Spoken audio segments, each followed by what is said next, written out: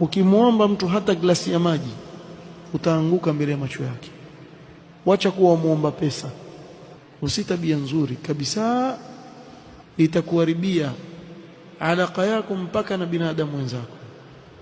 Na ndio yule sahaba alipomuuliza Mtume sallallahu alaihi wasallam kwa kusema dullani ala amalin, niongoze katika amal ambao nikifanya yuhibbuni Allah subhanahu wa ta'ala wa yuhibbuni an-nas. Nifanye nini? Nifanye matendo gani? Nikiyafanya Allah atanipenda na watu watanipenda. Wajua hilo jambo ni gumu sana. So mara nyingi yale mambo yanomridhisha Allah hayawaridhishi watu.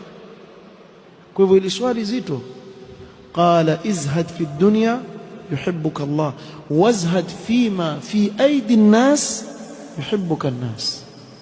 Ipe mgongo dunia, kuwa na zuhud na hii dunia, Allah atakupenda. Kisha uvipe mgongo vilivyoko katika mikono ya watu. Jifanye kama wewe huoni kabisa yule amejaliwa kadha wa kadha katika dunia, wachana naye. Ikiwa imekujia wewe bila wewe kuomba, la basi, alhamdulillah, Allah amekuletea. Wataka chukua, ukitaka kataa, lakini hukuomba.